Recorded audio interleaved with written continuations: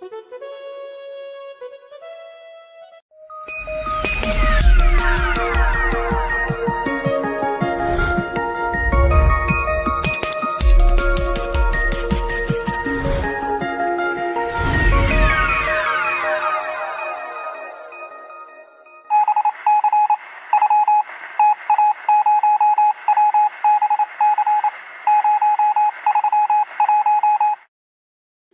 morning, everybody. It's Stewart from the White Hart Hotel in favour of Mirador Television.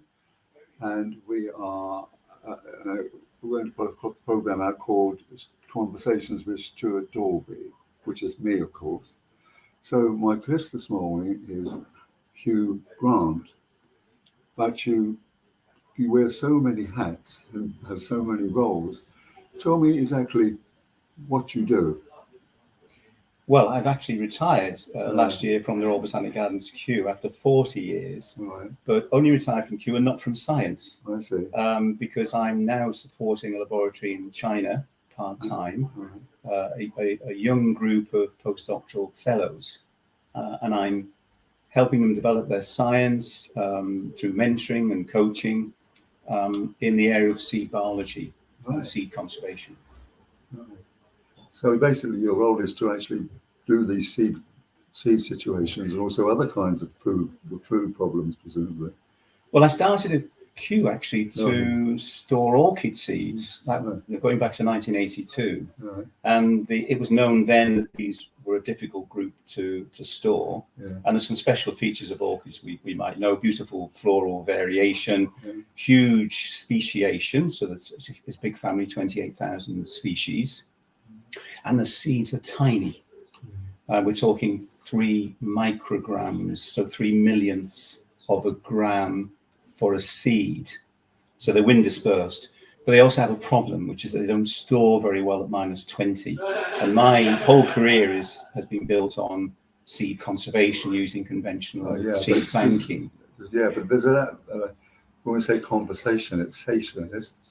Does that mean that the seeds you're doing is the food is helping the world eat and so forth and so on? Well, in this instance, this is to do with the preservation of a threatened group of species. But of course, the techniques that we use for wild species seed storage apply equally well to crops. And so there's a whole group of international crop seed banks that I've not formally been part of. It's called the Gene Bank Platform. But I've just joined the International Advisory and Evaluation Service of what's known as the CGIAR, which oversees these 11 seed banks. And we're just reviewing, what progress has been made. They have hundreds of thousands of accessions of soybean, wheat, rice, peas and beans and so on, all the major crops. So you're actually doing very good work for the world. In fact, people are starving around the world. You're not be starving here, but people are short of food, aren't they? Yeah, well, I'm trying to do my bit, which is to promote the preservation of germplasm.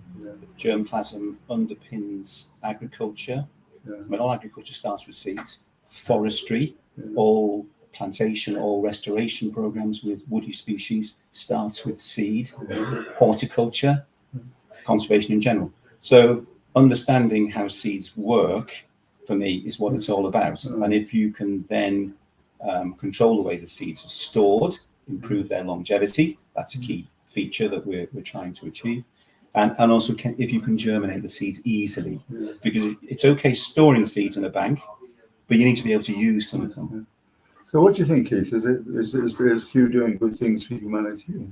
Well, the first thing that pops into my mind is that the world is slowly coming to grips with corporate social responsibility, which starvation, crop conservation and so on is all part.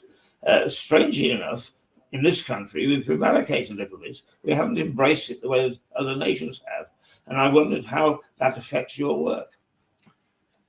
I agree with you that it's not fully embraced, or at least it's not completely joined up. I think that is the problem. Pretty much all countries, and Stewart was telling me he's travelled to more than 100 countries, have their own national conservation programs. not just for wild species, which is where I've been as a scientist, but also for the local crops, land races, cultivars, and so on. What we don't have is a collective and a unified position on how to do things better and quicker, and indeed to raise money. So that's one of my ambitions for the next year or so, is to pull together a global congress on seed conservation, seed banking, where these different sectors, crops, forestry, horticulture, wild species, restoration ecology, all come together to start to understand how we might work, not as individual sectors, but for the wider benefits of humanity, right, as a cluster. This is what I'm told the physicists do very well when they pitch for funding. Where's the obvious place to hold a congress? Well, I think likely, because I'm now a professor of botany in China, it will be in Beijing towards the end of next year.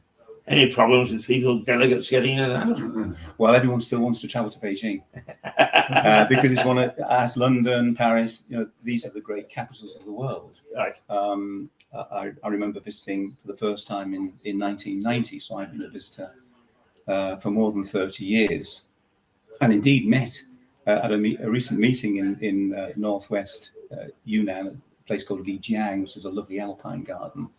A gentleman who I first met in 1990. So he's still working in seed biology. I'm still working in seed biology. And of course, the Chinese do welcome that long-term commitment to collaboration. Right. And I'm still working with my PhD students who finished in 1999. How did you get into being what you are? Well, I'm from North Wales, and I've moved steadily south. So I did an undergraduate at the University of Leicester, and then a PhD at a small university, University of East London, which was the only PhD in the UK at that time in cryobiology. And I wanted to do low temperature science because I was influenced by the people in the lab in Leicester. Leicester was a world leading lab in plant tissue culture. Herbert Street, famous scientist, really got me interested in science because he was close to retirement, but chaired the departmental seminars, and his enthusiasm was infectious. I couldn't believe that late in his career, he was like a boy in a sweet shop. And I thought there's something in this. And I also had a wonderful undergraduate project supervisor, Lindsay Withers, and she went on to become Deputy Director General of one of the big conservation organizations based in Rome. And she's a great scientist. I'm still in touch with her. And she taught me how to do science, even as an undergraduate. She obliterated my first draft of my report, but interestingly, completely covered in I think it was red ink, which of course you're told now not to do. And of course, it was a physical copy. So scrolled in the margins between the double line spacing were all of these edits to improve the way I wrote. It was a great learning experience. And I actually picked up on that because in the 90s, I remember being asked, you start to review papers soon after you get your PhD. But in the 90s, I did some reviews for a journal called Cryoletters. And Felix Franks, who's a great water scientist and biophysicist at a company in Cambridge on the Science Park, was professor in Cambridge University. He'd sent me a paper to review, and I'd done exactly what Lindsay Withers had done to me. So I'd annotated, and so he said, you want to be careful. Once people understand how you do this, you'll have no peace. People will be chasing you. This was in 1998. And then within 2 years, he came back. It was he who followed up because he was retiring as the owner of a journal called Cryoletters, Low Temperature Science. And this is my PhD topic. And he said, well, would I like to become a co-owner of the journal? So from 2000, I became a publisher, small cottage industry, really, with three other academics. There are now three actually in total, still own that journal. And we publish 6 times a year, 6 issues, about 50 papers. And it's a niche area, and it does include preservation of semen, the use of low temperature science. Low temperatures are very important for IVF treatments, for development of animal breeding, horse race breeding, because you need to preserve the semen of elite individuals, elite germplasm, let's call it, for use later. And so this journal publishes all sorts of papers, not just on preservation for conservation purposes, but also underpinning IVF through oocyte or sperm freezing as well. So I then took over with three others, the management and ownership of this journal. We're still running today. Right, that's pretty impressive. Well, as I say, it's a small journal, but the important thing is that it's a niche area where you need to develop a basic range of fundamental or technical skills and understand the fundamental science to apply it properly. And that's very much like seed banking. It's the same principles: understand the basic science and then apply it. And it's that application that brings benefits. Well, as you can see, we believe in small being beautiful. Stewart very kindly allows me to be a disembodied voice during these things, instead of me just sitting here and pumping the little thing. So, do you mind if I ask one more question, Stewart? Go ahead. Because I'm really very interested in the development of youngsters, particularly in media. But as you said, your first paper was. Well, right. And I had very much the same experience. I used to describe it as my very first producer used to send me with blood streaming down my back from the studio in my early days. But nowadays, the youngsters are mollycoddled, in my view. Do you find that they are given a soft ride? Well, I think there may be a difference between undergraduate students, perhaps some postgraduates. I'm sure that the level of supervision has increased because of the investment that students are making in courses. But they're investing a huge amount of funds, and there's an anticipation of success. And I think when I went through the system, sink or swim was a little bit the philosophy, perhaps. Yes. And I know that because I was at a small university in East London, I was the only PhD student in the plant sciences division. There was a quota award from what was the old SERC, Science and Engineering Research Council.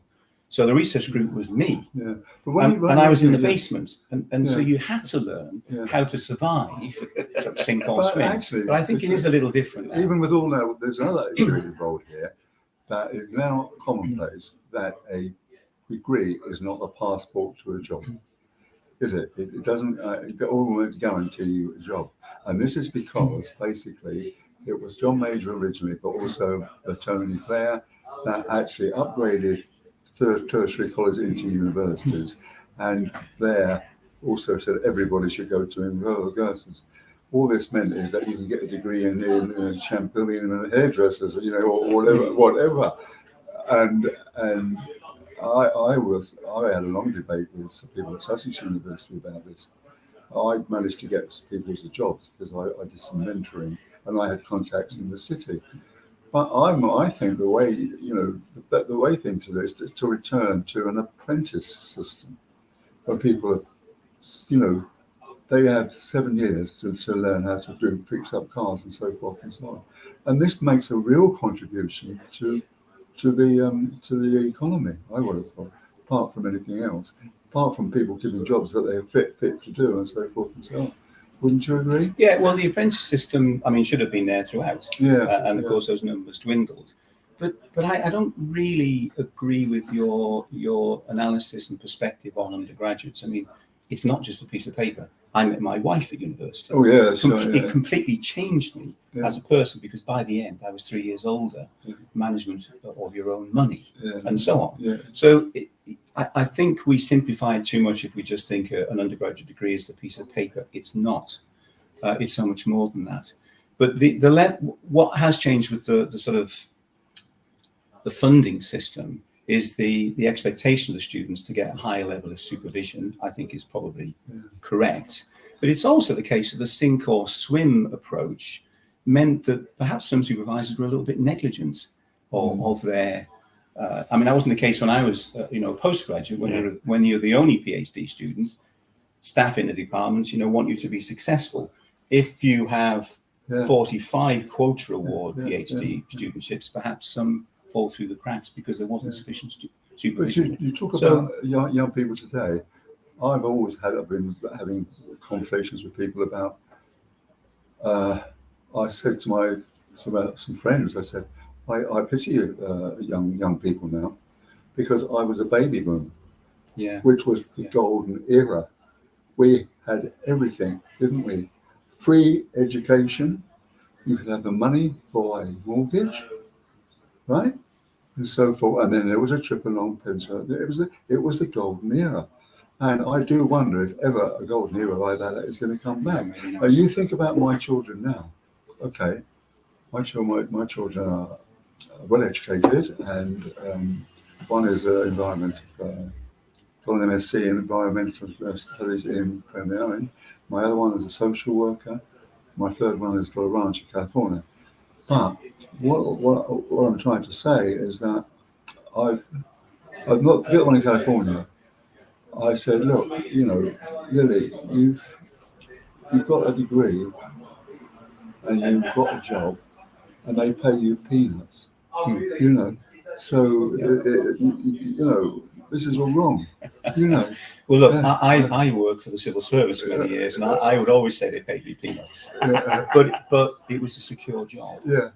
And so when I completed my PhD, I had two options for a job. One was at the University of Bath as a postdoc, which paid more. There was a 2-year contract only, and one was at Botanic Gardens Kew, Wakehurst, where the seed bank is. And that was a less remuneration, but it was a permanent civil service job. And so, although I always feel that I wasn't paid perhaps quite as much as I warranted, But you see, we were able to settle down, and we had a mortgage where there were high interest rates. So, broadly, the principle is that it will be tough for you, I think, as a youngster coming through the system. And life is tough in different ways, and so you have to. But look, compete. in this country, in this town, right, it's very tribalistic, and people say, all these DFLs coming down here, and stopping our kids getting mortgages and that kind of thing, so forth and so on. Young people can't get mortgages because DFLs are coming down here, and that kind of thing. You know what a DFL is? Down from London. Yeah. And Peter Messer says, "You're a bloody DFL," and I said, "Well, a long time back." I said, "Well, look, if you don't like me to be a DNFL, I'm going to be a filth." He said, "What's that?" Failed in London, try Hastings. But I've been, in fact, in talks with two of my daughters about, they were. I don't put this in the face, but I was able to give them 2 houses. And friends of mine said, "Well, it's stupid. Why are you doing that?" I said, "Because I'm able to do it. That's why." But it is so difficult for young people. To not only just get people paid jobs, but also to get on the mortgage ladder. It's very difficult now, isn't it? Yeah. But I just gave a career lecture in Paris. It's a sort of lecture you don't want to give because people are telling you your career's over. And it's also quite difficult in 50 minutes, which is the time schedule I've been given, to condense 45 years into pretty much 45 slides. But the first question at the end was, what advice would you give to a young scientist? And we have to accept that it's competitive out there. It's competitive when it comes to buying a house. It's competitive when it comes to your job. And my answer is, always take on more than you think you can cope with. Always test yourself. Because that's the way, well, for me, in which I learn as well. So don't turn down offers to do something new, like meeting Stewart in the White Hart, based on meeting you over a glass of beer. As my wife said, how have you got yourself into this? She said. So always challenge yourself, because the world is competitive. And if we go back to mollycoddling undergraduate students or postgraduate students, I mean, certainly what I see with the postgraduate students in China, I would go for an early evening dinner with the supervisor, 6 o'clock start in Beijing, finish by 7:15. The students would go back to the lab.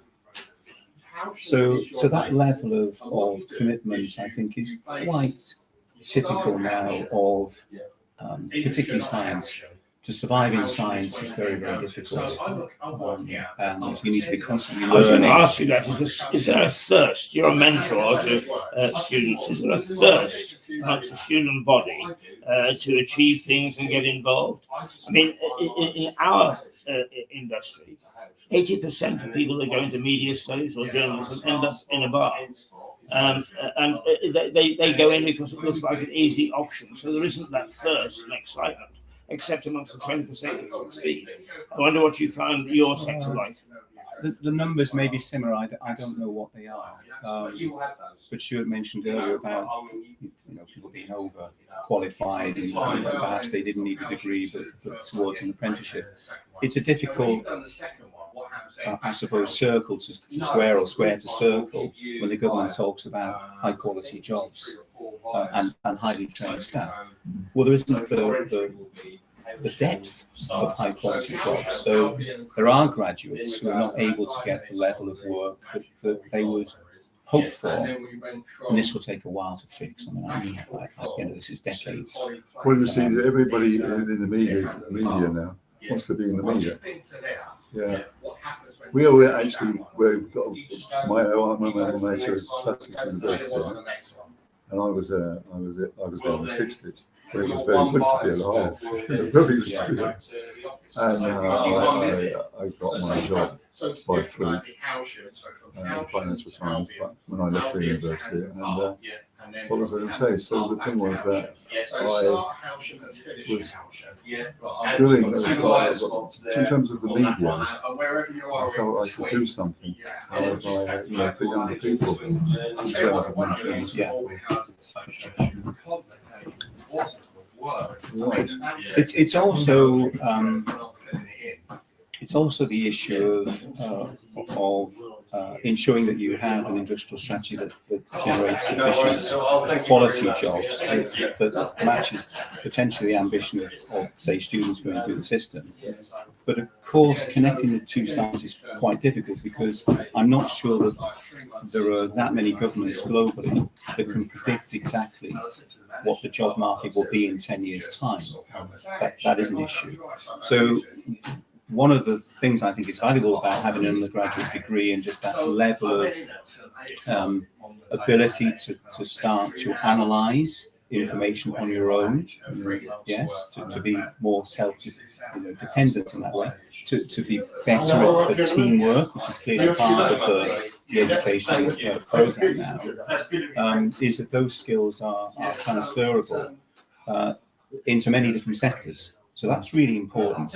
And then the other thing about this is the proportion of undergraduates, proportion of population achieving undergraduate level qualifications is that it's a few years ago now, but I think the figures are the same. OECD showed that although the obsession seems to be with STEM subjects, science, technology, engineering and maths, that when you co-plot GDP against the proportion of population coming through as undergraduates across the OECD, there's no correlation with STEM subjects, but for overall undergraduate success, there is. It is still to do with having people coming through in the arts, in culture, not just about science. So that's where I think we should continue to invest in our youngsters, building their confidence, that 3 extra years of knowledge. And independence and critical thinking, writing skills. These all change massively in 3 years, from 18 through to 21. In my experience, and I'm from a comprehensive school. I would say probably although I got 10 O levels, GCSEs, probably not the highest. The same with my A levels as well. So this commitment to improving people, but also learning through life over time. I'm still trying to learn. I was a comprehensive school, a very, very rough one in Paddington, and I got 8 O levels. I didn't get 3 A levels, very good grades, because I had to do my A levels in a year. At Paddington School, very rough school, and I got my mate's got 8 O levels. And my headmaster said, "Well, that's a bloody first, I tell you." Get 8 letter tables unheard of. Well, it's interesting how the standards change. I mean, I left school in 1958. And I remember the headmaster sitting down and said, "Hayes, you'd have been excellent in the Indian Civil Service." He said, "You'll get a second-class degree, you'll play for the second 11, and you'll never get a knighthood." The very sort of chaps that they're looking for out there. Well, it's interesting you say that, because, I mean, I nearly turned into a diplomat through the work at Kew, because Kew is a global institution, so it underpins plant science through naming. It does fantastic conservation work, but it is a collaboration globally. So I in the late 90s and to the noughties as well, as I was a senior person within the Kew system, ended up involved in negotiating agreements with 2 big players, huge players. The scale of which is that these organisations are 100 times bigger than Kew. So one was the Indian Council of Agricultural Research, and in this, because they have a seed bank in Delhi, crop seed bank, and in this instance, the head of ICAR is also secretary to the government for agriculture. So he's that level, ministerial level, plus being head of this science organisation. The only job, as I understand, in the Indian government that has 2 roles. And I mean, that was a fascinating debate and discussion. They wanted me to do some other things to get Kew to improve the Calcutta Botanic Garden, or Kolkata now, which of course Kew was involved in setting up more than 100 years before. The problem being that Botanic Garden was part of different departments of the Indian government, so I couldn't go there. But the other thing they said was, well, we have a subdivision in horticulture, and I was talking about orchids still after all these years. This was in 2008-9. They said, well, you need to go and visit our orchid centre in Sikkim. Sikkim is northeast India, has a border with Tibet, and there was no money. So they were clearly keen for me to visit, I think as a challenge and a test of whether I was really committed, and this was the diplomacy part, to a collaboration, i.e. there needs to be some give and take here. So fortunately I had a Royal Society grant to do some work actually in China, and I'd worked there that I could fly from Guangzhou in the south and hop in to Delhi. So I added this trip, and off I flew up to Gangtok, I think, and then a journey up the valley into Sikkim. Extremely remote, close to Darjeeling, up in the hills. Absolutely stunning location. One of those challenges where you think, okay, this was a good move. I just loved it. And they had a small orchid centre there with about 250 species. It is Sikkim is the orchid diversity centre for India, in the way that Yunnan province in China is again containing 50% of the orchid species in China. So Sikkim the same in India. So we had this sort of play on, whether I was really I had serious intent for the collaboration. And then the other one was with Chinese Academy of Sciences. We discussed for about 4 years the possibility of a collaboration. The Wellcome Trust Millennium Building at Wakehurst was complete at the end of 2000, and the Millennium Seed Bank Overseas programme was well underway, with that objective of conserving 24,000 species in a decade. Huge commitment. And so they'd send delegations, they would turn up every summer, various different organisations. And then at the start of 2004, one of the vice presidents of the Chinese Academy of Sciences got involved, a guy called Chen Zhu. Chen Zhu became health minister, so well known to the Royal Society in particular, oncologist, a cancer scientist. And once he got involved, we were signing an agreement within 4 months in May 2000. Wow. And that Any government, that's going to be a record. That was an observation of how real influence and power can be used for good. So, and I loved that. I loved all of that, understanding of diplomacy and getting things done in two of the two biggest countries in the world, 1.4 billion people. And the changes that I've seen in China in particular since 1990 are in many ways unbelievable. What I see from some of the comments in the papers here is people don't really understand what's happened because they don't visit. And similarly with India, there are changes in investment in science there, which I think are very positive. And I think we can expect, if we're worried about jobs now, for our young people coming through and global competition, it will become even more competitive when this young generation of Indian scientists come through the system as well. But I enjoy that understanding of current affairs and that level of debate and negotiation. One of the things that is a big topic of conversation now, and in fact we are in a positive sense looking at how artificial I always want to say insemination. Artificial intelligence can impact upon our industry. How is it going to impact upon your work? Oh, God. Well, he's going to turn us all into robots. Kill us off, yes. Well, just at a simple, and dismantle us. Just at a simple level in terms of technology. And again, I give an example from China. I'm using WhatsApp at home on my phone, and for reasons of commercial competition, I guess, WhatsApp doesn't run in China. Google doesn't run in China. And they have a system called WeChat.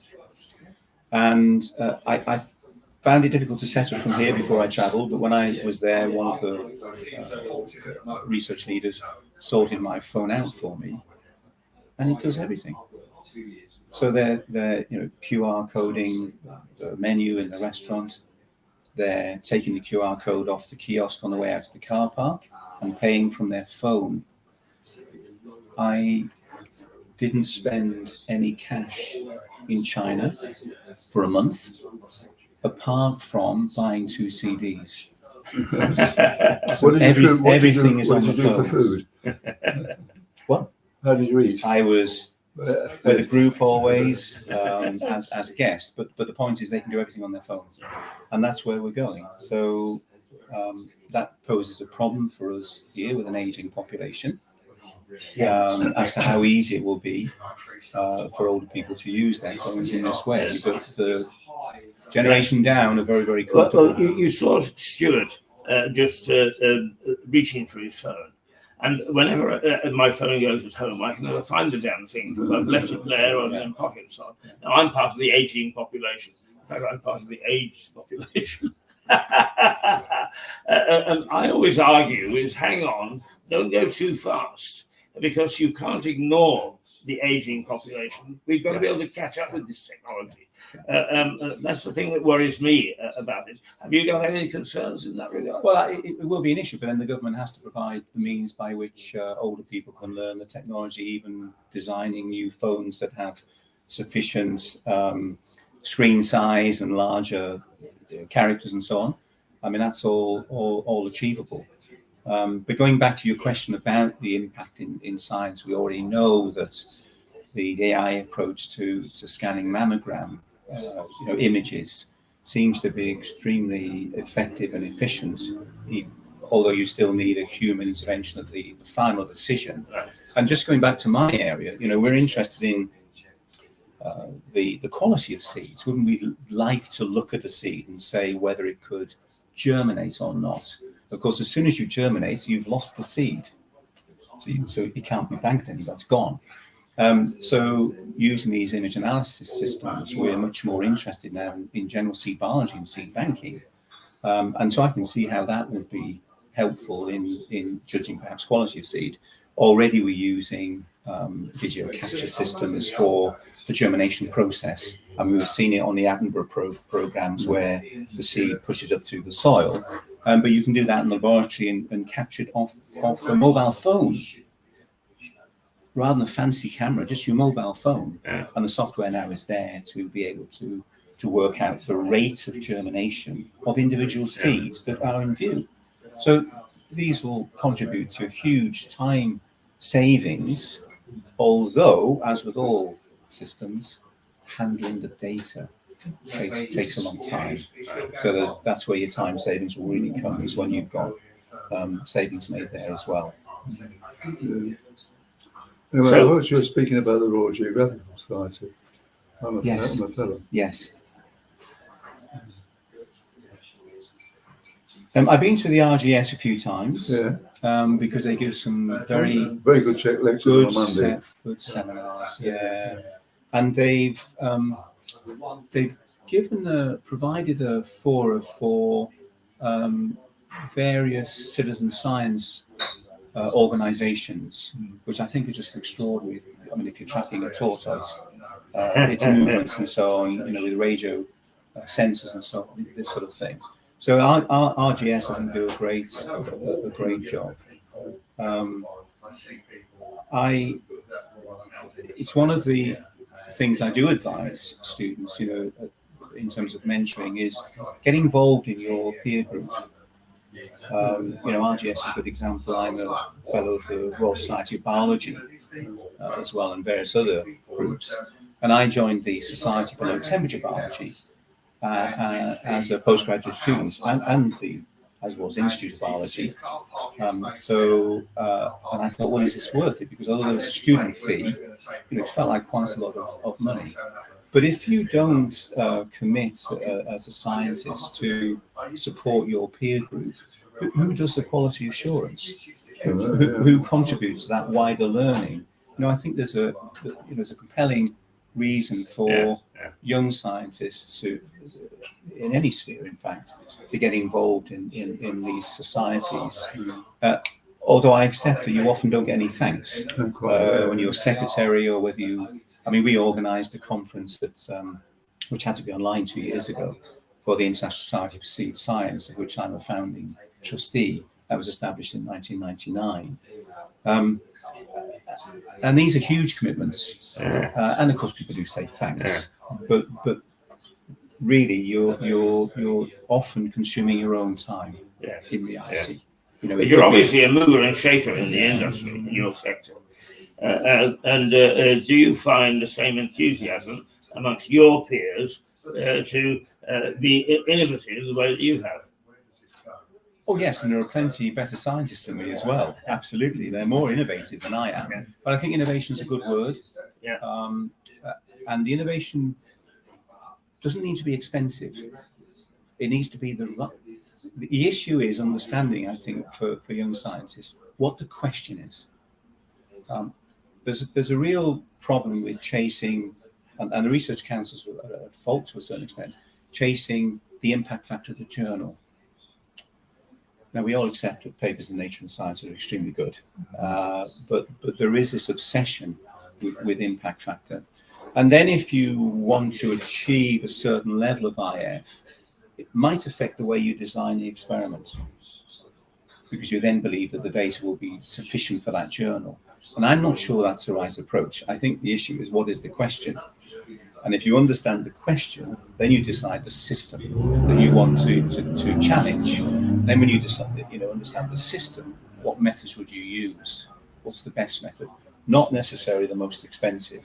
So one example is that seeds, losing viability in a seed bank at -20 a little bit sooner than we want, which is a worry. It's maybe only 15 or 20% of species. How do you predict that? Now, we've discovered that the lipids in the seeds can crystallize over time, and it could take a decade. Well, how do you measure that? Well, there's a system that's been used in biophysics for decades called differential scanning calorimetry, so energy output. And as water freezes, it's exothermic. So energy is given out, and this machine can measure how much energy.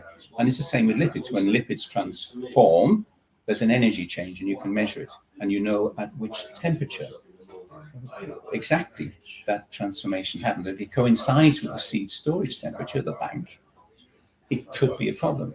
So we just ran seeds that have been stored for 40 years in the cold store, blind, for 2 seed lots that were still high quality based on the database manager telling us, and 2 seed lots which were losing viability. And then we just ran the traces. It took 20 minutes. 20 minutes. Yeah. And then we see the traces are different. So this is, I mean, I'd hardly call it innovation, but it is the right method for that question as to whether the thermal behavior of the lipids might contribute to a poorer performance. So it's all about the question for me. I think we should really consult you quite frequently, because our innovation doesn't get much help from our own sector. Everybody is the news and broadcasting is such an immediate thing. Is that looking at the future is people that put up their hands and run for the hills, whereas you don't mind 10 years to develop things. So I think we'll be coming back to you. You're welcome. We've had a good 40-minute chat. It's been very interesting. Thank you, Keith. I think that sometimes we tend to discount scientists. But listening to you and giving us an insight, and particularly how you deal with the younger people entering your sector, has been quite eye-opening for me. Thank you very much, and thank you, Stuart, for letting me in on the conversation as well. Yeah. And goodbye to the viewers as well. Indeed. And we look forward to seeing you again tomorrow morning. I look around a little. Say toodle pip. Toodle pip. Toodle pip. That's our sign off. Toodle pip. Thank